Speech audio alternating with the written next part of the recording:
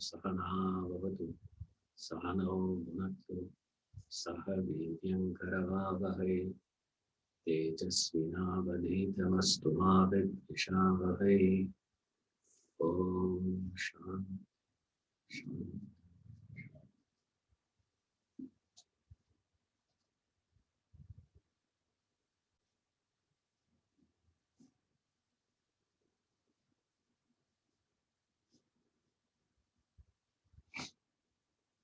Priyo.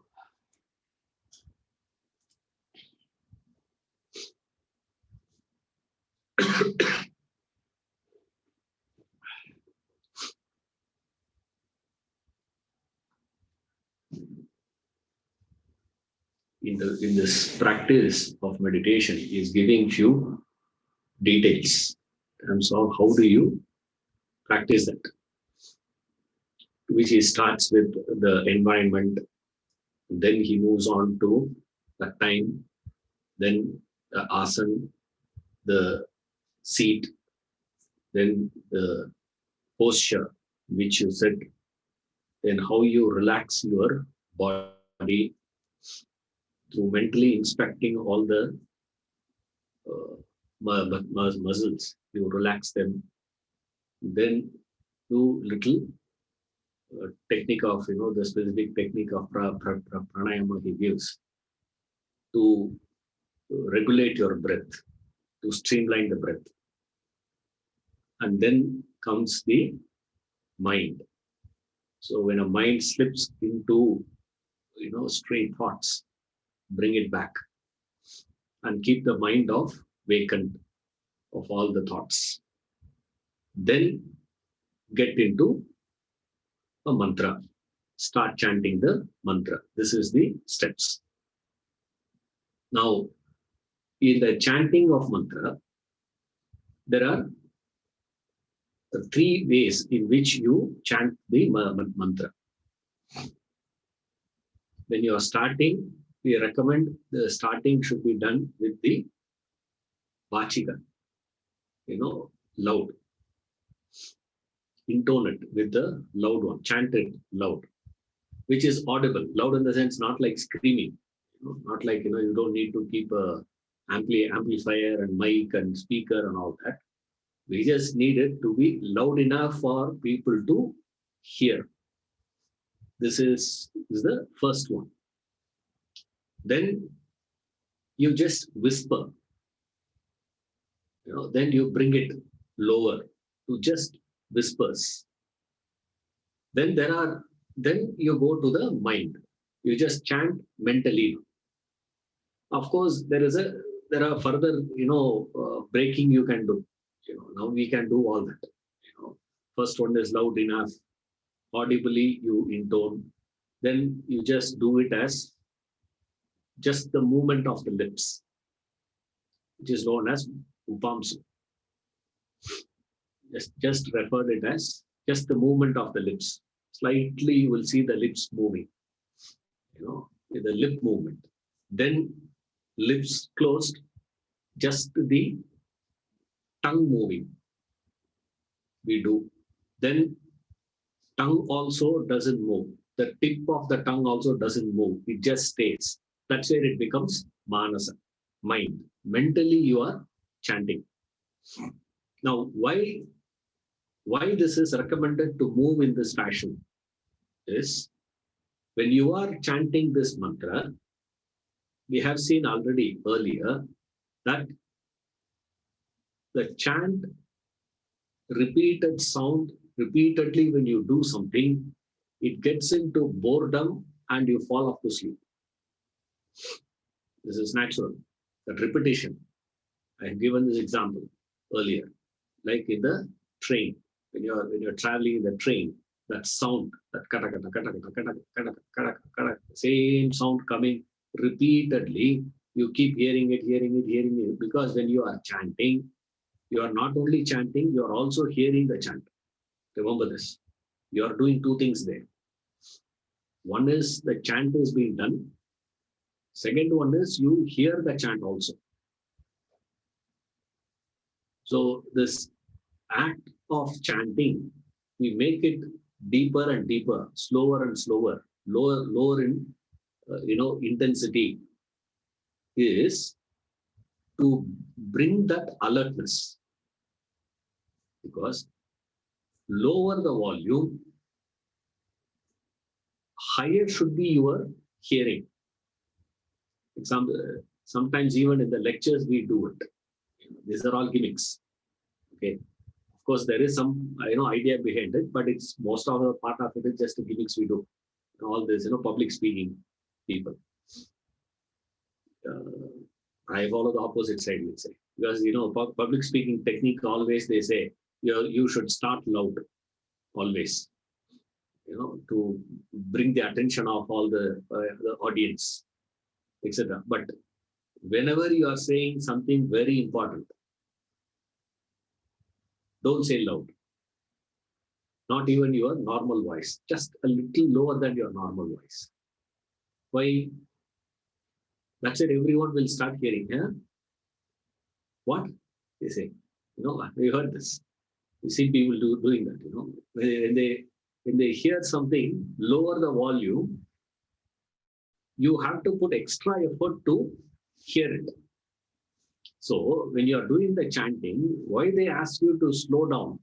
Why they ask you to reduce the volume? Slowly. But don't start with Manasa. Manasa is the big one, sir. So I'm going to start from mind only. Won't work, right? When you're practicing, you got to practice like this. For a long period of time, you should be chanting in this way. And then slowly come to this, just the lips moving, the palms. Then you come to your tongue movement only. Even lips doesn't move, only the tongue vibrates. After a point, even tongue stops. You just chant it with your mind. And there also what they say is, what you should do is chant as loud as possible mentally. Not verbally. But in the mind, you are actually chanting loud the mantra. These are the things, they teach. When we get this Upanayanam ceremony done, when they chant, they teach the Gayatri mantra and all those things. When they have to do this chanting, they teach at that time. They say, this is how you are supposed to do. This mantra, you chant like this. This mantra, you chant in this way. After you have done it for a period of time, then you have to chant in this way. This is what the family Purohit's job is. They teach. First of all, they should be doing. And then you should be doing, and you should be doing consistently for a period of time. We get to know that only during this, every year they change this one, no? And that day only we do Karma. So on that day, we are, we do all those things. Every year we live only. That's what the meaning is. Karma you do that day, which you are telling, from today I'm going to learn the Vedas. From today I'm going to do. For doing all that, for that Yogeda Siddhartham, fellow says. But to qualify me to do all that, I'm putting this thread set, what they say. But except that, you do everything. Okay, that apart. But generally, where we learn all this is not some yogic practice and all those things. This is a day-to-day practice. Why this is recommended in this fashion is, if you are not going to be reducing this, lower the sound, greater the alertness and awareness needed for you to focus on it. Thereby, the chance of you falling asleep gets considerably reduced. So that is why he says, first initial stages of meditation, you chant aloud. Hardly we see people doing it. Everywhere we go, we think, we should be doing mentally only. You go to a temple silently. Temple is not the place for you to go and pray God silently. For that you have to go to another place. Temple is a place where it is public, meaning you worship Lord publicly, not privately. Privately, you want to worship God, go and sit in your puja room. Why do you need temple for that? Temple itself is social. So temple itself means it is public. There you have to call out loud. To that practice only they have created a space called a temple. So in a temple is a place where we go and we wanted to sit silently. And they look at a fellow who is chanting, loud there, as though he is some, dirt like. You are in the wrong place. If you want to sit quietly, best place is go underwater, quiet town, permanently be there, or else go to graveyard. Temple is not designed for that purpose. You start there, and then slowly you have to bring down the volume, bring down the volume, bring down the volume, bring down the volume. A point should come where you chant mentally as this verse, but you are still alert.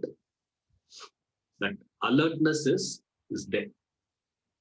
In the starting stages, if you say that I am going to be chanting mentally, nobody knows what you are doing. So there is no checkpoint, there is no possibility of corrections. That's why they gave those things. That's why we don't recommend any one, mantra. Initially, they recommend you to do Parayana. Vishnu Sahasranama, you have to chant. Say 1,000 names you have to repeat. 1,000 names you repeat. You make one mistake in between, everyone will know. Your mind slips off, let's say, and if you are not in practice, let's say, you will be lost in a loop. You see, you will go back to that same thing again. You go back to and then you will not know how to come out. So you have to keep that practice going. So starting point is always loud, Parayanam, those things. Now we are discussing the person has crossed all that stages. Even to this person also, the recommendation is learn that through this. Even keep your eyes open. Don't close your eyes. Because you close your eyes, the chances of you to fall off to sleep is more. So keep your eyes open. But when you are keeping your eyes open, there are too many things around. Means your eyes will wander. That's why we keep a devata. That's why you keep an idol. So your eye is fixed on that deity. Whatever your preferred deity is, in whatever form. In any color, any form, any shape, we don't care. We keep something which is where eyes open, keep it focused there. And then goes slowly. Here, one problem we will encounter. I have followed all these procedures, Ishwaran. I have slowly reduced the volume also, as you have said. But somewhere down the line, I did not fall off to sleep, but at the same time, I am not able to get the benefit of meditation also. Right? What is the benefit? What is the effect of meditation? Realization should be the effect. Silence should be the effect. Silence, not in the sense like what we understand silence. Blackout. Not in that sense. Our understanding of silence is blackout. Here, silence is not blackout. Here, it is full awareness. You are fully aware of the time. You are fully conscious, alert. That is what is happening. Is that happening? Is that realization happening for me? Not happening. Why? Because you make one mistake there.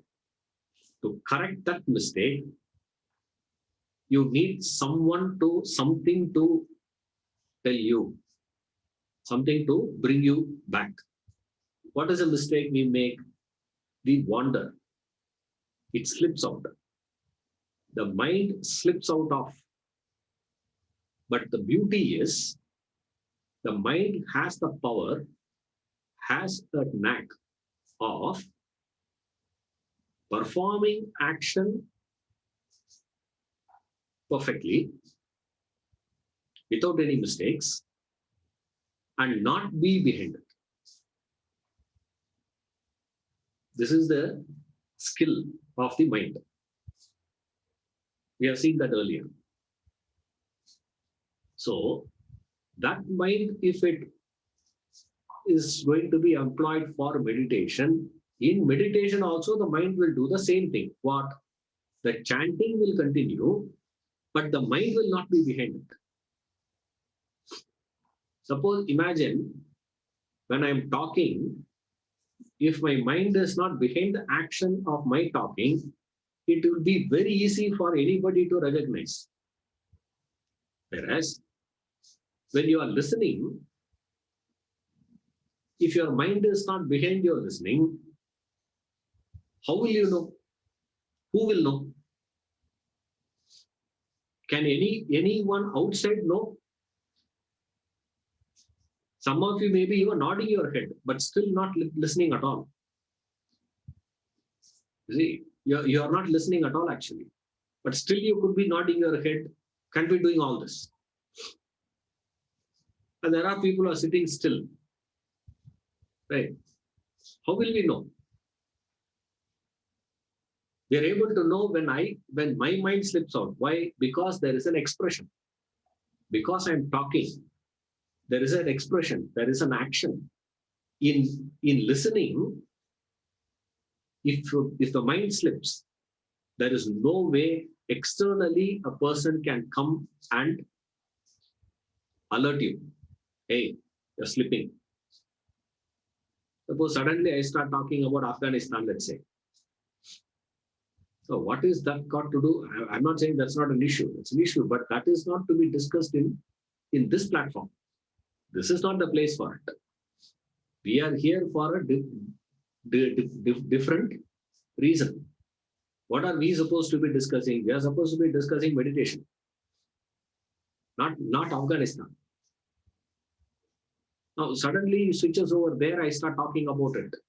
From there, I suddenly go to stock market.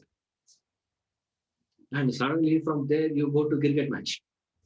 2 minutes you may be listening to. After that, you will say what? Sir, the meditation you are talking about, one fellow will raise his hand and say, no, sir, meditation, you forgot meditation, is it? Now, in meditation, you have slowed down, slowed down, slowed down, slowed down. Now you are doing not Vachika anymore. The moment you come to Upamsu itself, someone alerting you from external, gone. Nobody from outside can help you. Up to that point, someone from outside can help. Meaning, someone in the sense, in this context, we take Guru. Guru can come and help you up to that point. Once you have switched over to that Upamsu and Manasika chanting, nobody can help. There, how to bring that alertness, that your mind is slipping out. The mind slipped out of this. That is where the idea of Japamala was brought in. It's like all religions have used it. This idea was used by everyone. This, mala, the beads used by every religion. What is the purpose? I told you I can't use this because you can't see that clearly. So I have got another one which you can see. Don't ask me what is this and all that, okay? This is the one. Here I think you can see the beads more clear. This is. Now here what they do is, most of them you would have seen using this, they keep it like this. This is not the way you are supposed to be keeping the Japamala. Because the purpose of Mala is not to count how many chants you have done. How many Rama, Rama, Rama you have said is not the point. You see, the point is a different reason this is. Here, when you are keeping it, you are doing it to bring that alertness. That alertness to bring, you need something to shake you, something to tap and tell you, hey, what's happening? For that, what they do is this. Keep that finger. It is little difficult in the initial stage, but with practice, you can get it. See, keep your index finger out, not inside. Keep that index finger out and place this mala, and ideally you place it on your lap. This way they keep, but you can't see, therefore I'm keeping it here. Place it here and start the chant. What we do is, at every chant, you rotate one bead. Om, Om, Om. This rotation keeps happening and the chant keeps going. There is a syncing of the two. The chant and the rotation goes in sync with each other. Okay. Since that synchronization has happened, suppose if your mind slips, let's say, the chant and the rotation of the bead doesn't happen. There will be a jerk. Suddenly this bead rotation will stop. When the bead rotation stops, there is a jerk in the body. What was going on suddenly stops. That jerk is sufficient enough for this person to wake up. For that, we keep practicing. This practice stage is called as japa. That's why it is called as japamala. They get it and they keep practicing it. The practice stage, your focus is not anything. Now, when you are practicing japa, your focus is to bring that perfect synchronization of the chant and the beat rotation. The chant and the beat rotation, chant and the beat rotation, chant and the beat rotation. And when we do this, the center one will come. And it is, don't go over that. Just roll over and start again. This is just to keep that alertness again. If you keep doing it, now many people don't understand why you have that, center. This referred as Meru. The center one which is hanging in the middle. That is not meant for, sir, it looks nice. It's not meant for that. This is just to roll it over. Just roll over it and continue. That rolling over and the synchronization, these two things will keep your alertness. When you are alert and keep practicing this for a period of time, then you are qualified for actual dhyana. So japa is an amateur dhyana. Their focus is only to get that synchronization. Now, who will start that practice of japa is, again, remember, not as you are today. Don't ask immediately, sir, can I start japa practice from today? That will be a good justification for you to escape from your efforts. Because this looks very easy.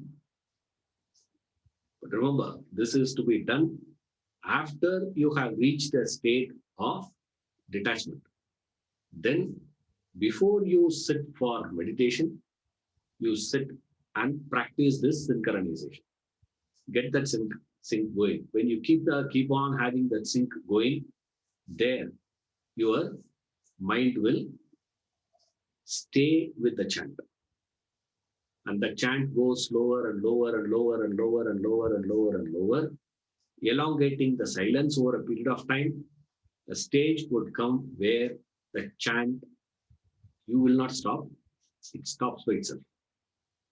You don't stop it. When the chant stops, that is where you get into this depth of a unique thing referred as the depth of silence. In that silence, you get that self-realization. Then he goes on to explain what is that self-realization. Now, just to get some rest for the throat, I had requested Tanya to read on behalf of me. She's there. Yeah. New book, page 236, Self-Realization. In the silence of meditation, all your vasanas, thoughts, and desires are eradicated. Your mind and intellect are extinct. That is the sacred moment when your supreme self reveals itself by itself. You attain the ultimate state of self realization. The fourth state, called Turiya, beyond the waking, dream, and deep sleep. A state wherein your individuality merges with the all pervading reality. You become Brahman, like the dreamer becomes the waker. The dreamer loses his personality in the higher experience of the waking state. Similarly, the waker loses his finite personality in the infinite experience of self realization, an experience that is beyond the highest pleasure the body could ever sense, beyond the greatest happiness the mind could ever feel, beyond the subtlest knowledge the intellect could ever conceive. That is spiritual enlightenment. The state of self realization confers absolute power, bliss, and knowledge. Yet the self realized conducts himself as any other human being in the external world, though inwardly he has become a sakshi, witness of the entire phenomena of life. Nothing in the world can either enhance or diminish his state of absolute fulfillment. Besides, his presence radiates peace and bliss to one and all.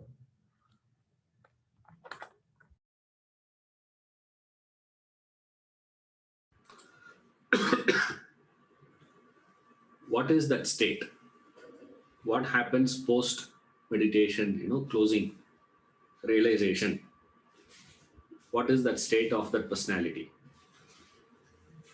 It is not possible to know, by reading this. Don't ask, how do we know whether a person is realized or not?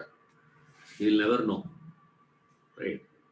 Uh, we cannot, fix a person because there is nothing happens, actually speaking. Externally, nothing happens.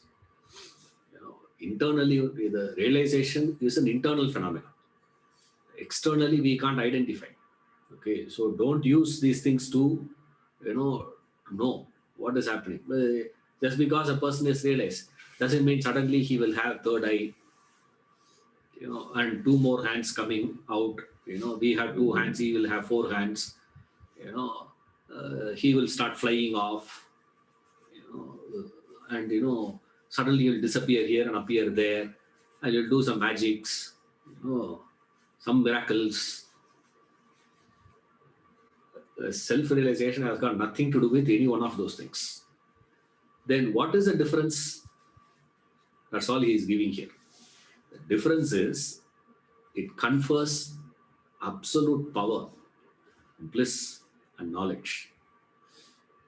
What happens to that personality? He gains that absolute power. Now again, we have our own problem. We need to understand what is power. Now we think, okay, absolute power means, if he does, corona will disappear.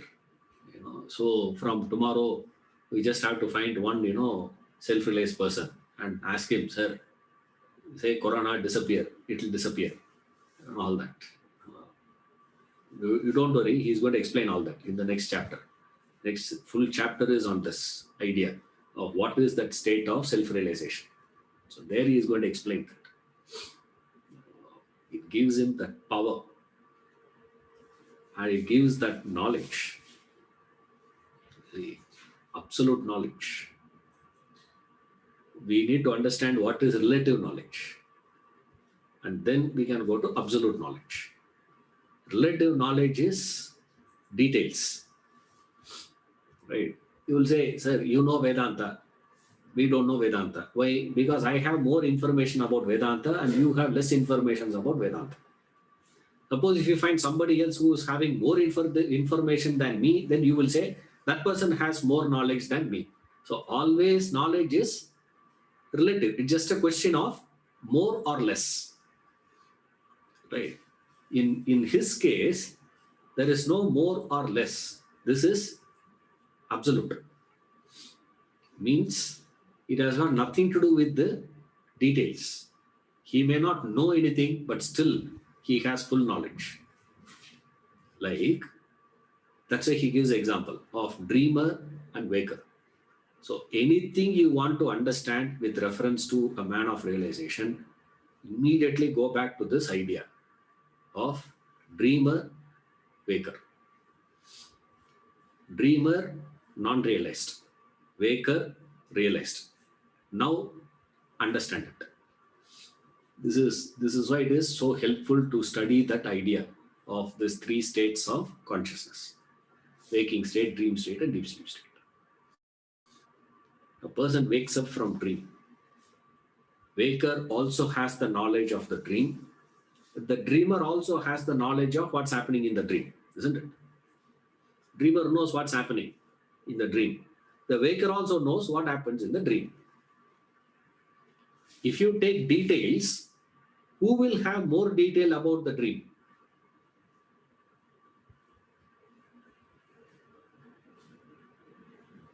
Who will have, waker or dreamer? You can type.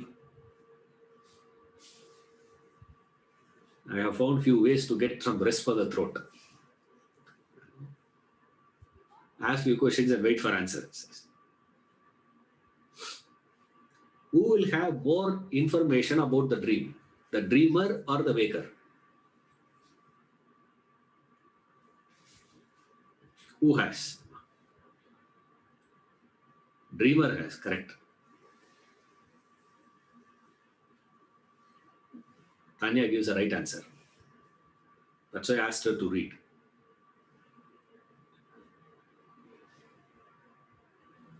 Dreamer has that. Waker doesn't have that much of details.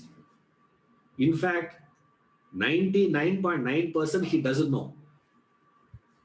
But still we will say what?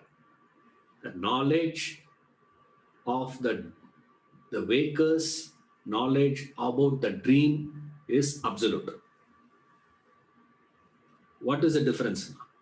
There is only one difference. The waker knows it is a dream. That's all. The dreamer doesn't know it is a dream. But when it comes to the details, you have to go to the dreamer only. There's no point in going to the waker. But if you want to have the total knowledge of what is it, there is no comparison, isn't it? You can't compare the knowledge of the dreamer and the knowledge of the waker with reference to the dream. Similarly, knowledge of the world that we know of and his knowledge of the same world that we know of, no comparison possible. That's why it is called as absolute knowledge. Absolute power, he says. This is absolute power. A control. Power. We understand power only on the basis of what? Control. How much I can control you, how much you can control me. Whoever has the more strength to control, he is a very powerful fellow. Yeah, he's a very powerful guy. How? Control. Here it is not control there. It's something else there. Absolute bliss. And how he lives as a sakshi, a witness. A witness is not like what we understand as witness. It is a disinterested witness. It's not sakshi. The sakshi is not everyone who is there on the scene becomes a witness. No. The person should not have any relationship to the either parties. Only he can be called as a witness. You see, only he is a witness. Like this man Sri Harsha, not the king. There is a poet called Sri Harsha.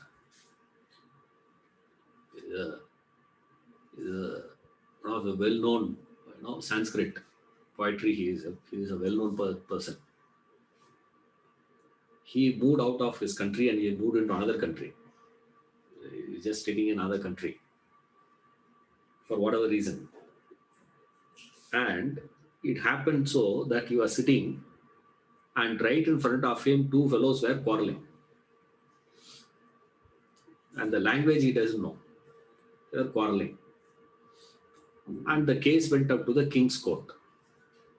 In the court, they called who are all the people, and both the parties pointed to this man, to Harsha, and said, "Sir, he was a witness. Ask him. He will tell the truth." And Harsha looked at, the king asked him, "Sir, you are a witness." Harsha said, "Sir, I know there was a quarrel between these two fellows. From the tone I have understood, and they started hitting each other, pulling their hair and all. That means it's a fight. That much I know. But I have no idea of who said what happened. Because I don't know the language. But I can tell you verbatim what all they said." This is the masterliness of these people. Then he pointed each one and verbatim he repeated everything they said. Still he doesn't know the language. He just memorized. The whole sound patterns he memorized. Verbatim he repeats the whole thing. And the king, forgot about the case. He said, both the parties give them, 1,000. Why? I got a great man in my hand because of these two fellows fighting. And that's how he came. This Sakshi, witness.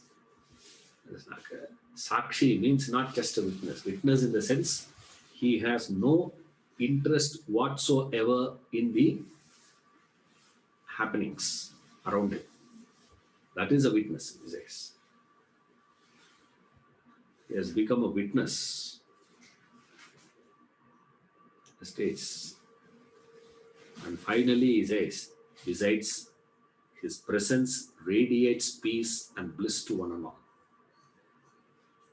The only way you can identify is his presence radiates peace and bliss. But peace and bliss to whom? Except human beings. Okay. Radiates to one and all means his presence can influence everything except human.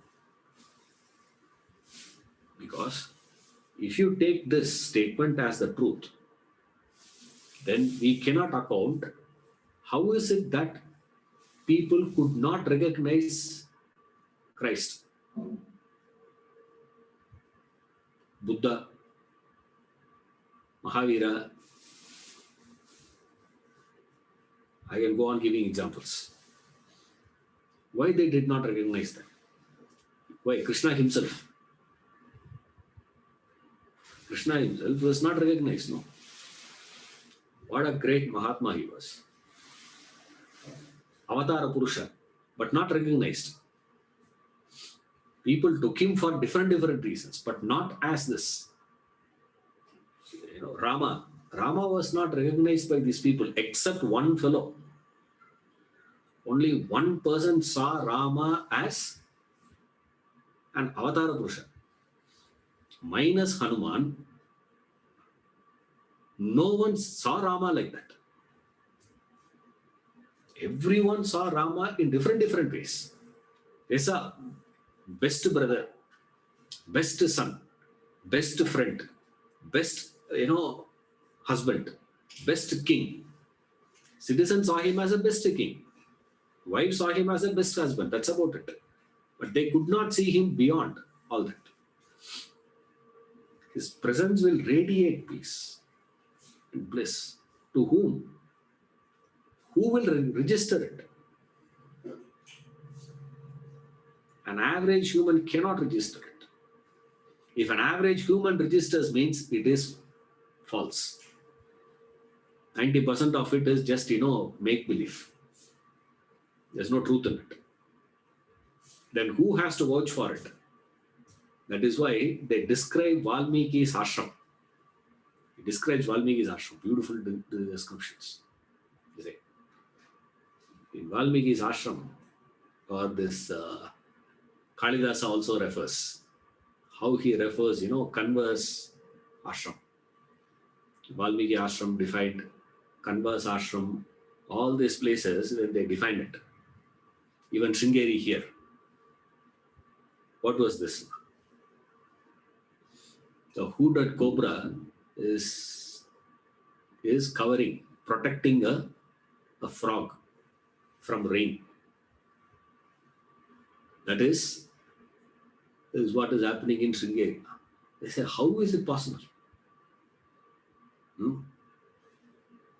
A tiger is nursing a deer which is giving birth. A pregnant deer is giving birth, and who is attending that? Tiger is attending. How is it possible? In that presence, in his presence, that the entire radius gets influenced. Yes, that's what is meant by his presence radiates peace and bliss. A blissful day. Yes. Chapter 15. The state of self-realization. Yes, ma'am. Self-realized person. A self-realized person is one who has discovered his Godhead, realized the Supreme Self, Atman, attained that divine state by shedding all his vasanas, thoughts, desires. He no longer identifies with his physical body, mind, and intellect, consequently becomes free from the persecution of action and perception, emotion, and thought, transcends the limitation of the waking, dream, and deep sleep states to merge with the limitless reality. Spiritually enlightened, he becomes omniscient, omnipresent, omnipotent. A human being is constituted of the pure consciousness combined with the gross, subtle, and causal bodies. The consciousness functioning through these bodies becomes the waker, dreamer, and deep sleeper, respectively. The waking, dream, and deep sleep are the three conditioned states of consciousness. Your entire life is restricted to these states. At any time of your life, you assume only one of the three personalities. When you enter the waking state, you assume the personality of the waker. The waker experiences the waking world alone and rejects the dream and deep sleep states. So do the dreamer and deep sleeper experience their respective states and reject the other two. Each state exists only for the respective personality experiencing it, who alone attributes a reality to it, but not the other two personalities. Hence, each one has a relative reality. The consciousness runs through all the three states of waking, dream, and deep sleep. Furthermore, the consciousness exists beyond the three states in its original purity, free from conditioning. That supreme consciousness is eternal, all pervading, infinite. The self realized merges with the consciousness, becomes one with the absolute reality. The consciousness is the substratum of the microcosm as well as the macrocosm, the center around which both of them revolve. The microcosm and macrocosm merge with the eternal consciousness.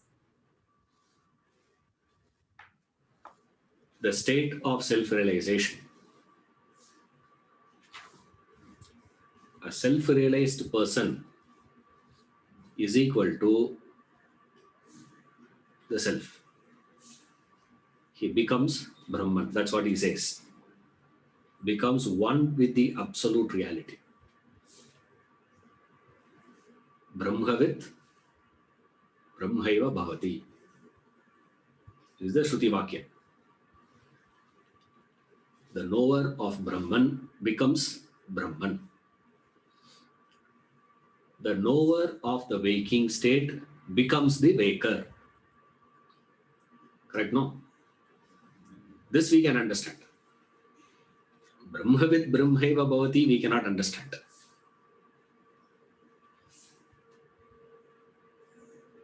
Waker with Vakareva Bhavati. This we can understand. Isn't it? Waking states of consciousness. What is that waking state of consciousness? The one who knows the waking state of consciousness becomes the waker. Same thing here. The person. Now, what is interesting is the dreamer can never understand, comprehend the waker or the waking state.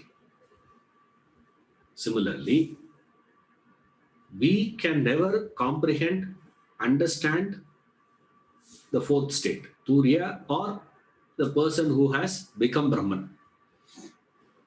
So, first thing we need to understand in the beginning, he says is, don't try to understand. Let's start it. Very good way of starting. A very peculiar way of starting the text, starting a chapter. Don't try to understand. Now let's try it. See, you can never comprehend it, but still he gives what is his intrinsic being, what is his external conduct, how he conducts in the world, what is happening internally to him, and how the world impacts him and how he impacts the world. So these are the 4 points he is giving in this chapter. The first one is just an intro. In the introduction, he says, the self-realized person has merged with the self. He has become become Brahman. And all that goes with reference to Brahman goes to him also. Whatever you call with Brahman is equally applicable for him. What is the fundamental thing with reference to Brahman? Brahman cannot be comprehended. Why it cannot be comprehended? This is another question we ask. Sir, why we cannot understand God? Brahman, self-realization, God realization, Atman, Brahman, God is all same thing. Okay. Why we cannot? You say God is supreme. Do you have any doubt on that? The starting point is what? The starting point of our belief is, we say God is supreme. He is bigger than us. Correct? This is a basic idea, no? Very simple. The lowest understanding is this. Lowest understanding of God is you versus God. If there is a conflict, if there is a fight between you and God, who will win the battle? Answer the question, and then we can proceed. Right? If you say that I will win, then you belong to a different category. Right? Suppose if a person says God will win, then you belong to a different category. We are discussing with reference to this category of people. We are not discussing with the other person, because the way you have to argue with that person is different from this person. That is a difference. Okay. Now here we say God is bigger, supreme. Now you come to this idea of comprehension. If you can comprehend God, then the equipment that is comprehending God becomes bigger than God himself, is it not? The intellect is the equipment with which we are comprehending God. If you can capture God, then what is capturing God is bigger than God. And intellect is the equipment which I wield.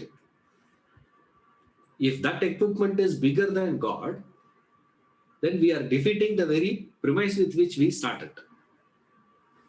We start by saying God is supreme, conclude with what? Intellect is superior to God. It is a fallacious reasoning, we say. So therefore, we say no. This is one of the arguments. There are many arguments like that we have. This is one thread, one line of thinking to say that why you cannot comprehend. If this is too much, we ask a simple question. You get a chance to have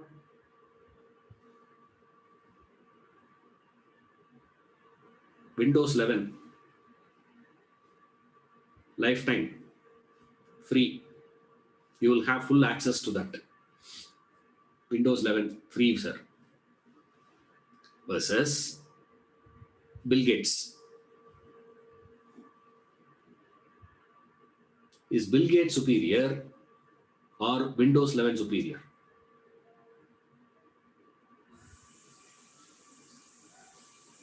Who's superior? Which one you will choose? To be with Bill Gates or Windows 11?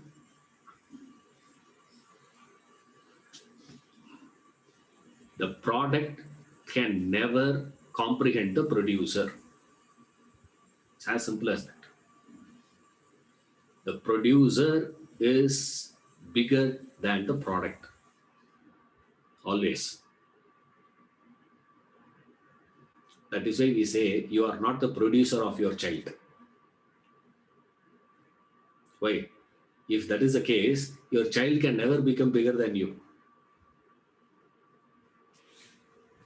No. What is your contribution in your child's? The body of the child came out of your body. That's about it. This body is also not yours, actually speaking. You're only housed in this body for a period of time. And then you will pack off. You'll pack off and leave. And when you go, you leave the body and go.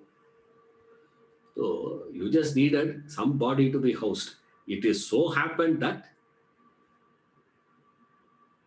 he used to create a body for herself. She used my body.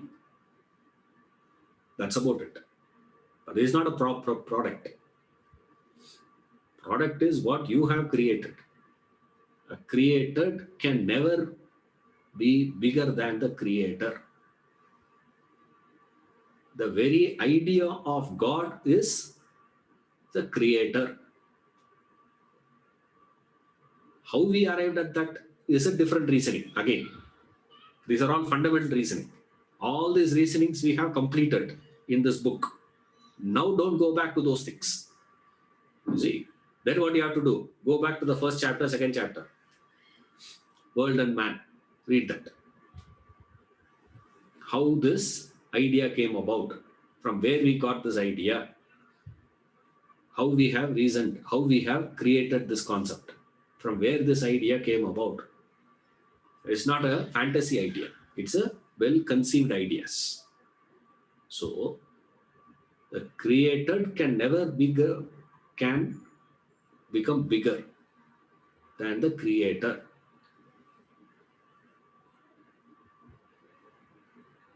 Apple can never become bigger than Steve Jobs. Not possible.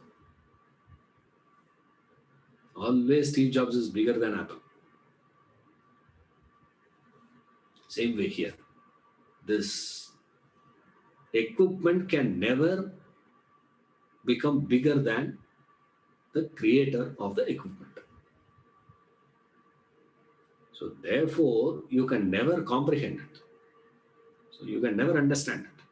That's why they give, examples. The descriptions and all that is given, they were not factually definitions. Remember that. Right? They're not definitions of it.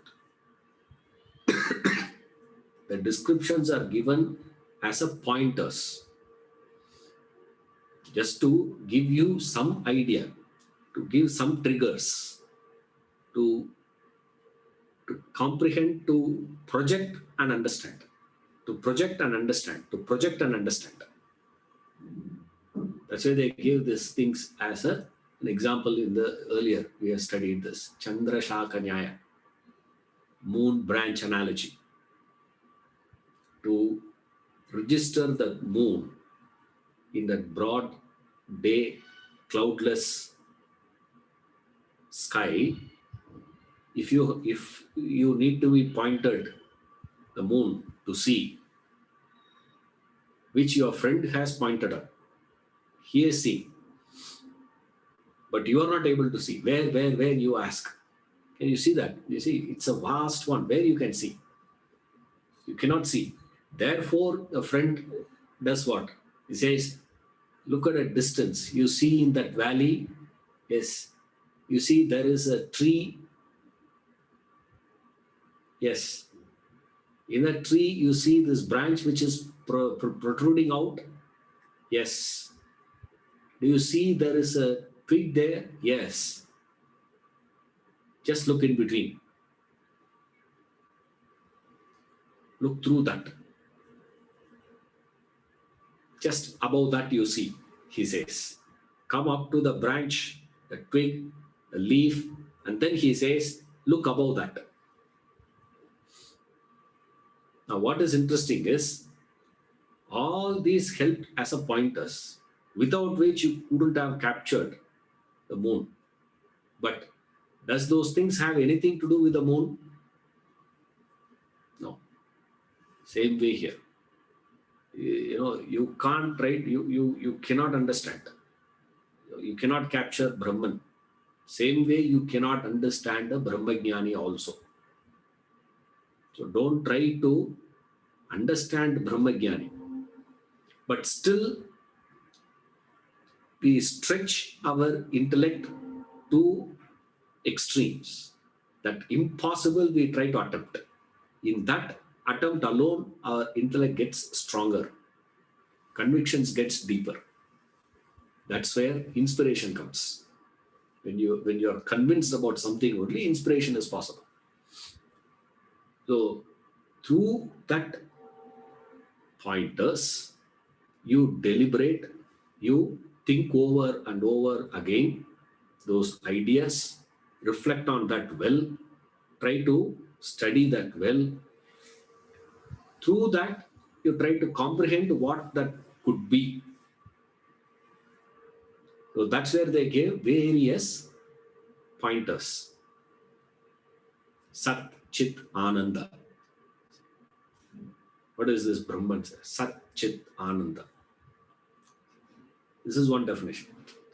Again, Prajnanam Brahma. Another one.